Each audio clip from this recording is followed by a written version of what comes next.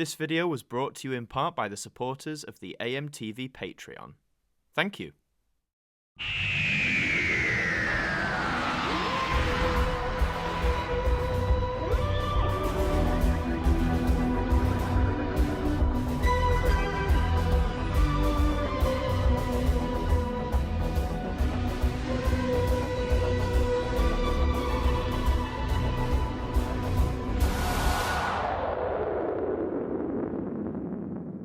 Hi there guys, it's Adam Martyn here, and welcome to this very interesting video. Certainly, I'm here today to play Doctor Who 100 Episodes Tag. Now, I was nominated to do this by my boy, Will Maddox. Go and check him out, Maddox Productions 1 here on YouTube, or his work with the Whoniversals. They make some great stuff.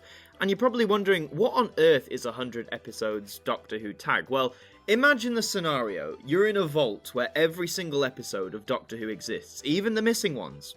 But suddenly, a fire starts, and you only have time to save 100 individual episodes. That's what I'm going to go through, the 100 I'd save. And to be clear, it's individual episodes, so if I only want to say there's a 4-part Classic Who story, I only want to save episode 1, that counts as 1. If I want to save the whole story, that would count as 4. So I'm going to be keeping a counter, and we're going to be going through and, seeing what I'd save. So kicking things off, I'm going to go through each of the Doctors and pick my favourite story first and foremost. So with the first Doctor, William Hartnell, I'm going to be saving Planet of Giants, which was the first story of Season 2. It's 3 episodes, so we're starting off with a nice odd number there. Planet of Giants is just one of those that I think is really underrated. I've revisited it in recent years, and it's such a good story. Great, some great effects, obviously, with playing with size tricks back in the day. It's really fast-paced. Thank God they never made the 4th episode, because it just drags it out. So, yeah, I'd recommend Planet of Giants, but that's the first one I'm going to save. For the second Doctor, Patrick Troughton, I'm going to be saving Tomb of the Cybermen. This was one of the first Classic Who stories I watched, and I think it's fantastic. It's actually a great story to introduce people to Classic Who, I would argue. I remember showing several people who'd never seen Classic Who, Tomb of the Cybermen, and they loved it. So that's a definite save, so that takes us to 7. For the third Doctor, I'm going to save the 3 Doctors. Now, I'm breaking my own rules slightly here, as it's not necessarily my favourite Third Doctor story. However, this one is special because it was the very, very first Classic Who story I ever watched. So I feel, for that importance, that's why I'm going to save that one. That brings us to 11. For the fourth Doctor, I'm going to be saving the Deadly Assassin. Now, I'm not the biggest fan of the Tom Baker era. It just doesn't click with me as much as it does with a lot of people. But I must admit, the Deadly Assassin is such a standout to me. I love the concepts. I love how we explore more of Gallifrey. We get introduced to the Matrix. The Doctor is flying solo. There's no companion, which is actually really interesting, especially for the classic series. And everyone's just on top form. So, yeah, the Deadly Assassin's going to be my pick for the Baker years. And that takes us to 15. For the fifth Doctor, Peter Davison, I'm going to save Earthshock, which I'm sure will be a lot of people's picks. I think for me, it's just one of the best examples of a Cybermen story from the classic series. It's one I've watched countless times as a kid. It's one I loved. It's very pacey. It's very thrilling, very entertaining. Obviously, the ending, I won't spoil it, even though I'm sure many of you know what it is. But yeah, that's going to be my pick there. That takes us to 19. For the sixth Doctor, Colin Baker, I'm going to be saving Revelation of the Daleks. Now, this is a story, again, I think gets a bit of a overly bad rap. It's very dark, it's very gloomy, very bleak, but I think all of that serves the overall story. A common complaint is that the Doctor and Peri barely feature in the first episode, and whilst that is true, I actually think it benefits the story a lot more. I kind of like stories that subvert the obvious and don't feature the Doctor and companion all the time. I could go on and on and on about why I love it, but I'd be here forever. So, yeah, that's my pick for the Colin Baker years. So that takes us to 21. For the seventh Doctor, Sylvester McCoy, it's going to be Remembrance of the Daleks. Again, a seemingly very obvious pick, and I know I'm getting a lot of Dalek stories, but a lot of them are good. This one, I think, was the very first seventh Doctor story I watched, and I mean, a great way to start. Like Tomb of the Cybermen as well, I would argue this is a great jumping on point. Yes, it has a lot of callbacks to the show's past, but I would argue even without the sort of main knowledge of that, it's still a very enjoyable watch. At least that's what people have said who I've put it on for, who haven't seen it before. So, yeah, Remembrance there. That takes us to 25. For the 8th Doctor, well, of course I'm going to have to pick the TV movie. It's the only real TV episode. I know there's Night of the Doctor, but that was sort of a mini-sode. Probably more for historical significance, but also I do really enjoy the TV movie, and I'm glad to see that over the past few years it's sort of gotten a lot of reappraisal from fans, because I'd say about 15 years ago it wasn't looked on that highly, but I'd say in recent years people start to love it. I mean, it's Paul McGann. We all like Paul McGann. That takes us to 26. For the Ninth Doctor, it's going to have to be his finale, Bad Wolf and the Parting of the Ways. This was a story I recorded on VHS. I still recorded on VHS back then, and I would replay these again and again and again and again, all the way up until the Christmas invasion. They hold such a special place. I mean, they're brilliant finales. They're often cited by people as being like the best New Who finale ever, and it's certainly a great contender for that, so that's going to be my pick there. That takes us to 28. For the 10th Doctor, I'm going to go with another two-parter. I'm going to go with Rise of the Cybermen and The Age of Steel. Now, this one I think gets some mixed appraisals from people in the community. For me, I think it's great. I still think it's the best New Who Cybermen story we've had, quite honestly. I love the exploration of the Cybermen, like on a parallel world, the alternative origins. There's some great emotional moments, including with the Cybermen themselves. It's just a rip-roaring two-part adventure, and I love it. So that will take us to 30. So for the 11th Doctor, Matt Smith, I've been pretty vocal about how, not that I dislike the era, but I find the era really hard to connect with for myself. A lot of the stories just don't really gel with me, and sort of the character of the 11th Doctor. Nothing against Matt Smith, he's a very good performer. So for this one, I'm going to pick The Day of the Doctor, which I know is, it's the 50th, it's a multi-Doctor story, but I was honestly thinking of Matt Smith stories to select, and this was the main one that came out on top. There are some other good stories that I personally connect with, like The Doctor's Wife, for example, but it's going to have to be Day of the Doctor just for the the nostalgia of the 50th anniversary. It's a good story to boot, in my opinion, and it's one of Matt Smith's finest performances, personally. So that will take us to 31. For the 12th Doctor, Peter Capaldi, now this was hard to pick an initial favourite because he is my favourite Doctor. His era's obviously not perfect, as is no era of Doctor Who, but it was hard to pick one instantly. But I'm going to go with the Series 8 finale, Dark Water, Death in Heaven. Now, I've made it very clear, Series 8 is my favourite New Who series, and I think this finale is sort of a lot of things I love about Doctor Who. It can get really dark, it can have some really powerful moments within it. The acting, consistently, for the most part, is on top form. There are some things I don't like, but again, it was the first one that popped to my mind when thinking of this era, so that is the one I'm going to elect to save first, which will take our total to 33. And for Jodie Whittaker, the 13th Doctor, and the current Doctor at the time of this video, I'm going to select her debut, The Woman Who Fell to Earth. It's just the story that I think still sticks in my head the most. I think it's a really fun and very poignant introductory story for this Doctor. Lots of memorable moments. I love all the stuff set in the crane yard, if you like. It's just, it's fun. It's the one I remember the most out of Jodie's era so far. Of course, at the time I'm recording this, Series 13, her third series hasn't aired yet, so maybe if I'd waited, maybe it would have been different, but for the time being, it's going to be her debut, which takes our total to 34. So now that I've gone through each of my favourite stories for each Doctor, we're on 34 episodes. I've still got to pick 66 out of my 100.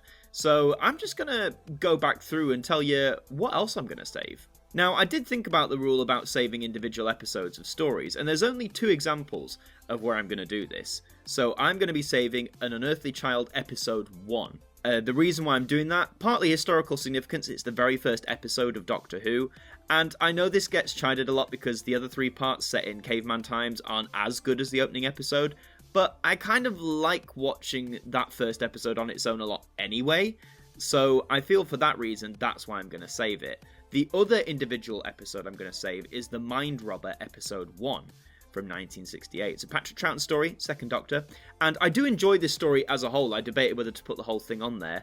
However, the first episode is so different and ethereal. It only features the main cast, and it's very atmospheric. And a lot of Who stories in the classic series do this, where they have a great atmospheric part 1, and then sometimes it's let down by the story. That's not the case with The Mind Robber, but in this instance, I felt more comfortable saving episode 1 alone, so I could save other stories. So those are the 2 sort of individual episodes I'm going to save, which takes our total to 36. The next one I'm going to save is The Waters of Mars from 2009. I was rethinking about the Tennant era, which was that was my Doctor growing up, and there's so many stories I could have picked, but this is one again that I've watched countless times with several people, and it still hits just as hard as it did back in 2009, and it's probably my favourite of the specials. End of Time comes close, but Waters of Mars just about does it for me. So that's why that's going to be saved, takes it to 37. And the next 3 selections are sort of based on partly nostalgia, but also how much fun I had with them. These are stories I grew up with as a young'un, getting into Doctor Who, particularly Classic Who.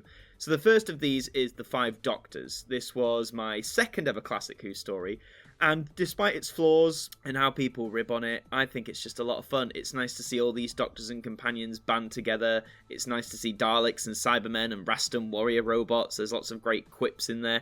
It's fun. It's so much fun, The Five Doctors, hence why it's on there. The next one is going to be Carnival of Monsters, which is from the Third Doctor's time. I think I got this, I want to say it was my 10th birthday with the Sontaran experiment on DVD, and I loved Carnival of Monsters. It's really fun. There's some great imagination with the whole idea of the miniscope. The Drashigs, I thought for the time, especially for kids back then, must have been quite terrifying. There's some great puppetry. Top performances from John Pertwee and Katie Manning, they're on top form there. All the guest stars are actually pretty good. And I know it's right after the 3 Doctors, which I've already picked, but the 2, to me, are sort of inexplicably linked. I can't have one without the other, so Carnival of Monsters is getting in there. The other one is the final multi-Doctor story of the classic era, which is the 2 Doctors from the 6th Doctor's time. Now, this is probably the multi-Doctor story I see get sort of bashed against the most. I know a lot of people don't like it. A lot of people say it's far too long, that it's needlessly dark for the sake of it, although you could argue season 22 was like that for a lot of its time. I really like this because, again, as watching it as a 10-year-old, it never got boring for me. I liked seeing the Sontarans. I liked the whole concept of things like the Androgums. I didn't really mind the violence. I think for the most part, I'm not saying all, for the most part, it's justified within the story. It's a great script from Robert Holmes, who's of course a Classic Who writer. So yeah, I'm going to include it on there. It would feel weird to me not to include it. So with all those nostalgic picks, that takes our total to 45. So we've still got 55 episodes to go. So what else am I going to pick? Into the Dalek, great 12th Doctor story, really interesting concept to explore sort of the Dalek psyche, and gives us a great insight to how rough this new Doctor can be, sort of in his attitudes. And yeah, I think it's really underrated. I really like it. The Happiness Patrol, again, very underrated 7th Doctor story, great concepts, great theme, great world. The Candyman's, he's just fun, isn't he? But yeah, it's a great story, gives us some of the best 7th Doctor material of his TV run. Resurrection of the Daleks, yes, I know it's another Dalek story, but again, this is one I loved as a kid. It's dark, it's just a massacre, the Daleks are great in it, Davros is great in it, the 5th Doctor's great, Tegan's departure, it's just wonderful. I know, another Dalek story, I'm going to pick Dalek from 2005. I mean, again, it so defines the 9th Doctor's era in many ways. It's such a brilliant standout episode, and again, it just feels weird not to pick it. I'm not going to go into too much detail. You all know why Dalek's brilliant, so that's why it's there. So that was a little quick fire round. That takes us to 52. So I'm going to pick Doomsday, not with Army of Ghosts, just Doomsday on its own. Army of Ghosts I remember as a kid, even though it's like the big setup, I didn't find it necessarily that interesting. Doomsday was the one I recorded, again on VHS, and watched again and again and again and again. So for that reason, and because of obviously how big the finale was, that's why it's going to be there.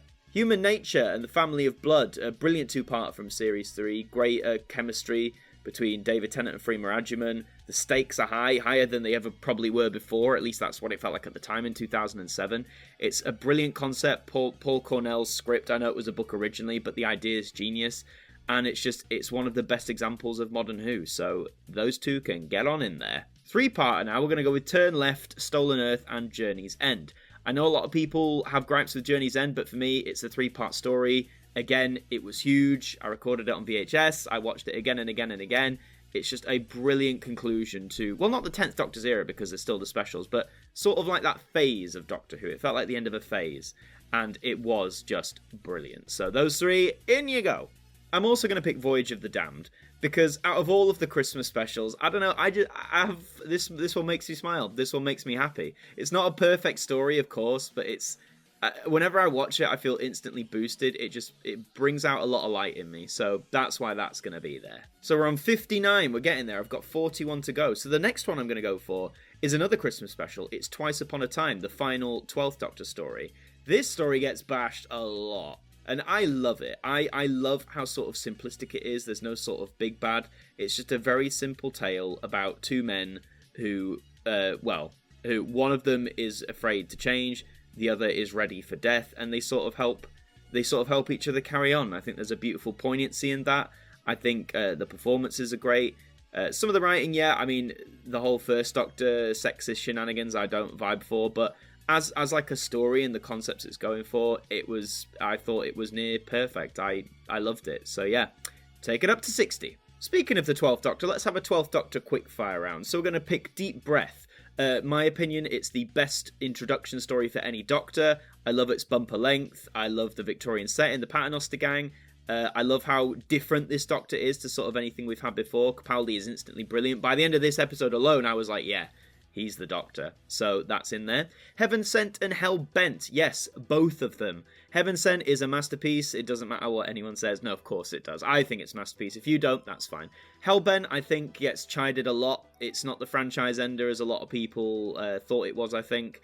And it has equally as many cool concepts. It's, you know, the ending of, like, Clara getting away in the diner, I wouldn't have chosen to do that, but the vast majority of the episode I still really enjoy, and I rewatched it recently and loved it. So both of them have got to be in there. And speaking of Capaldi finales, all of them are going to be in here because I'm going to pick World Enough and Time and The Doctor Falls. And a lot of people do love this story, that's well known. I just think, I mean, yeah, it's a brilliant story. But again, I think The Doctor Falls is as good as World Enough and Time. I think it's a perfect payoff to World Enough and Time, which then leads into Twice Upon a Time, which is already here. So yeah, that's just, it all works out, do you know what I mean? So that takes us to 65. 35 episodes to pick, man. The next two entries are going to be a bit chunky, shall we say, because they're both from Season 7 of Classic Who, which you might know has long episodes. So I'm going to go with The Ambassadors of Death, which has 7 episodes. And this is just, I love The Ambassadors of Death. A lot of people say it's boring. I've never found it boring. It's such a great comfort story for me, but I also find it really enjoyable. It's very entertaining, high-paced. It's the epitome of what Season 7 was all about. And that's why it's here. I was so tempted to include all of Season 7, but that would take up too much slots. But there is one more story that's going to be here, and that's Inferno, the Season 7 finale. I think one of the best Classic Who stories ever. There's a parallel worlds in there. Again, great high stakes. Some of the best cliffhangers in the show's history, if I'm going to be honest. It's a story everyone needs to at least watch just to get a gauge on. If you don't like it, that's fine, but I think everyone should at least give Inferno a go. But with these two stories alone, that takes our total from 65 to 79, because of course they're a bit chunky. So 21 to go. Next, let's put Father's Day in there from the 9th Doctor. This, I'd say, outside of the Dalek episode and the finale, this was the one that sort of resonated and stuck with me the most whilst watching it as a 9-year-old.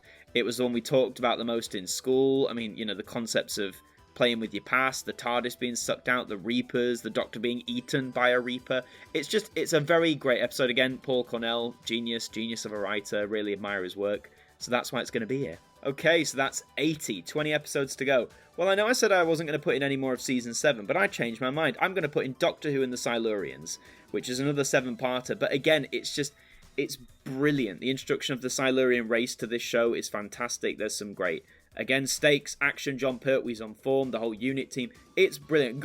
Please go and watch Season 7. Please, I can't say it anymore. Spearhead from Space isn't going to be on here, I'm afraid. I do think it's my least favourite of Season 7, which might surprise a lot of people. I prefer the 7-parters infinitely more. But yeah, 3 out of the 4 are on here, so yeah, come on Season 7 fans, give me some credit. Next, I'm going to pick Survival, the final story of the classic series. I think it's a great 3-part story, but also I think this is more for historical significance. It'd be nice to see, you know, the first episode of where the show started and where the show ended. But, you know, McCoy and Sophie Aldred are brilliant. I love the Perivale setting. It echoes Modern Who very eerily. But yeah, it's just, I love it. Get in Survival. I'm now going to pick, because we're on 90, we've got 10 episodes left, I'm going to pick The Caves of Androzani, I think, which is 4 parts. And the reason why I'm picking that is, I mean, it's often chided as being one of, if not the greatest story of an era of the whole classic line. And I don't know if I'd subscribe to it that far, but it is a brilliant tale. I mean, the cliffhangers within it are wonderful. The exit that this incarnation has is sublime, to say the least. Oddly enough, it's a great jumping on point. This is another one I've shown to people who've never seen the show before, and they really dig it. So for that reason, that's why Caves of Androzani is going to be in it. So that's 94. We're on 94. We've only got 6 to go. So what am I going to pick? Am I going to pick several stories? Am I going to pick one? The answer is I'm going to pick one. I'm going to pick a 6-part story. I'm going to be picking, and I debated for this for ages, but I'm going to be picking The Enemy of the World, a Patrick Troughton story. This one is an interesting one, because obviously, until 2013, from the original broadcast, I guess, only one episode of the 6 existed, episode 3, which I saw, and it's a fine episode, but when you watch it on its own, it does come across as a bit dull, a bit lackluster, and it was one of those that when you listen to the audio soundtrack, I felt the audio never quite did it justice. However, when all of them were found, we could enjoy it again in 2013, that's right. It was, again, sublime. I think we all can agree, we all loved it, we all gushed it up, all the performances, the setting, the action sequences. We all loved it for exactly what it was, and I think that's fantastic. That's fantastic that we all did. And again, it's a very good comfort story. It's one I can watch again and again and again. So to make up my 100, that's what it's going to be. It's The Enemy of the World. And those are my 100 individual episodes that I'm keeping. Obviously, the vast majority of them are full stories, apart from those 2 individual episodes I mentioned. But yeah, this has actually been really fun, sort of deciding. It is interesting to see out of the I think we're near 900 individual episodes of Doctor Who. Out of all that, you can only save 100. What would you pick? It's a very fascinating idea, and I want to know what your 100 episodes are. So please let me know in the comments, or if you were a creator yourself, please feel free to make your own videos and let me know you've put them out so I can check them out as well. I'm really curious to see. And nominations, well, just to see if they fancy doing it, I'm going to nominate Mr. TARDIS, I'm going to nominate Ace Creeper, and I'm going to nominate Tharies as well. So if you guys are watching, please feel free to do it yourself. No pressure, but if you fancy a fun challenge, you get on that. Thank you very much for watching, though. Please leave a like on the video if you enjoyed. Again, let me know your lists in those comments. Subscribe to the channel if you're brand new, and until the next one, I will see you all next time. See ya!